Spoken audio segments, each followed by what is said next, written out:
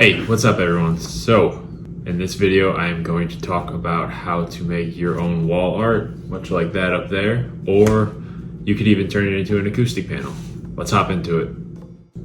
So what we have here is the desk that I made in the last video, and the main reason I'm really doing this is to hide those holes in the walls from where I had the TV mounted. I did not feel like doing any patchwork in the drywall, so why not just make more holes and cover the old ones up? So there is a secret, and I'm going to let it out, and you can build this project for only $25, give or take.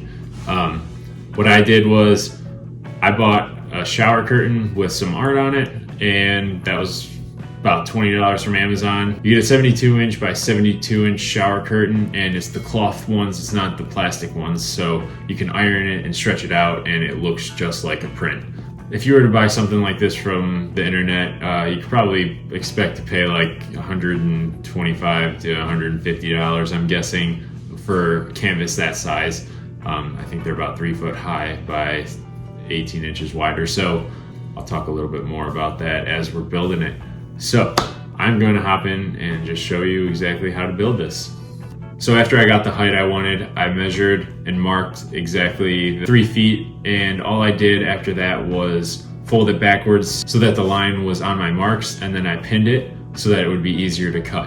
And then I cut along that line and I had my height.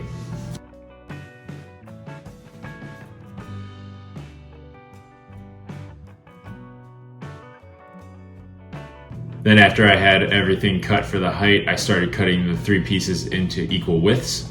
Now this doesn't have to be perfect, but I went back and I double checked the widths that I had to work with so I could figure out the exact width of my frame.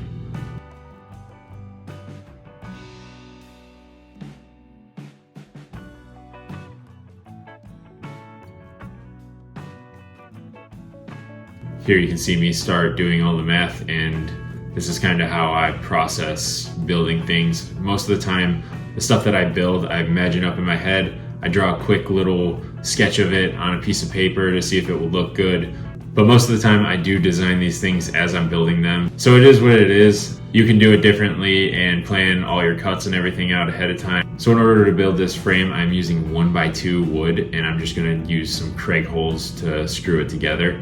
Since it's a 1x2, it's gonna be 1.5 inches wide and 3/4 of an inch thick. Those are the measurements that I use. So when I'm calculating how wide the picture frame needs to be, I take the total width of the canvas that I have and subtract 1.5 inches so that it'll wrap all the way around the frame. And when I was doing this, I messed up and did not account for the 3/4 of an inch width that it needs to wrap around the back, so I was slightly off in some places. And since I'm building 3 separate frames, I need 6 pieces of each of the uprights and each of the horizontal pieces. So after I find out exactly what I need to build this, I go right outside and start cutting the pieces of wood in order to build the frame. After I finish cutting everything, I just use a pocket hole jig and drill 2 holes on each side that are ready to accept a pocket screw. And I used 1.25 inch screws to screw everything together.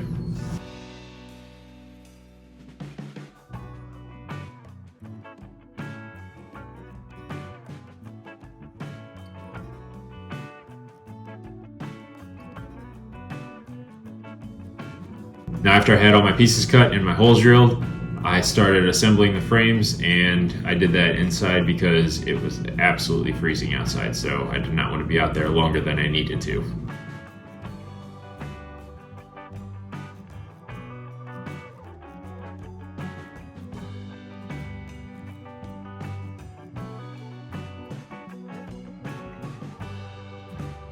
After everything was screwed together, I quickly ironed out the shower curtain just so that all the wrinkles were out of it and it would stretch nicely over the frame that I made.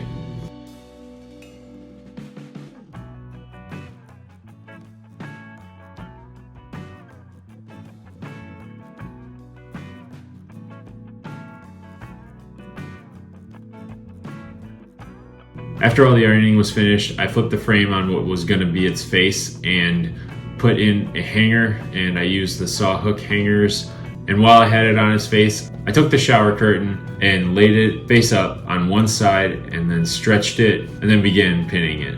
After that side was pinned, I flipped it over and stretched it over to the other side and only did one corner and then moved to the bottom so that everything was properly stretched over the face of the frame.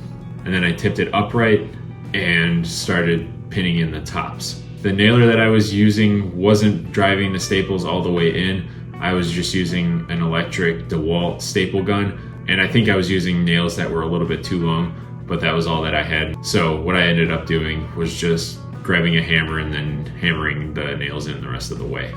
But as you're doing this, you want to make sure that you have a really tight stretch so that the fabric on the front doesn't become wavy, because that does not make for a very good art piece hanging on the wall. But if it does end up being a little bit wavy, the acoustic foam pieces that we're using will stretch that out once you shove it in there. And from there, I hopped into hanging them. The first thing I did was just set them on my desk to see what kind of spacing I wanted and kind of where I wanted it to land on the desk. And from there, I just hung the first one at the height that I wanted. I just put in a quick little nail. Then from there, I measured the height from the ceiling down to where the nail was.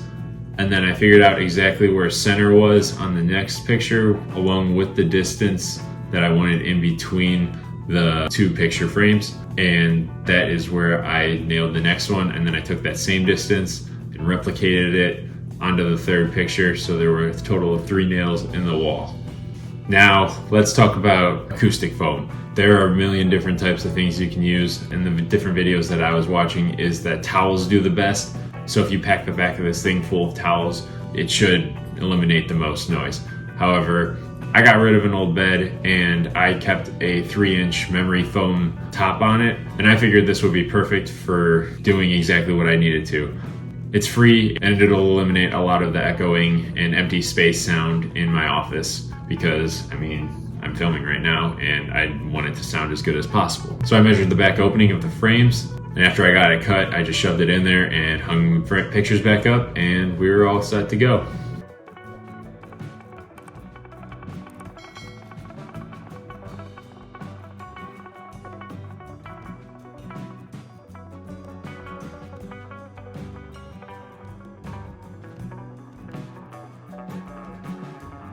So there you have it, another extremely cheap project in the books. This is one that is $25 and anyone can do with some simple tools. If you don't have a pocket hole jig, just pre-drill the holes and send a screw through it. If you really were trying to save some money, you could do it with a screwdriver and pre-drilling the holes. There's a lot of opportunity for making it even cheaper, but this is just how I did it. I hope you enjoyed this video. Make sure, if you did like this at all, to leave a like and subscribe, because there's much more to come. I'm having a blast doing all these quick little projects and showing off how I do them. So I'm going to leave it there. I appreciate you sticking around, and I will catch you in the next video.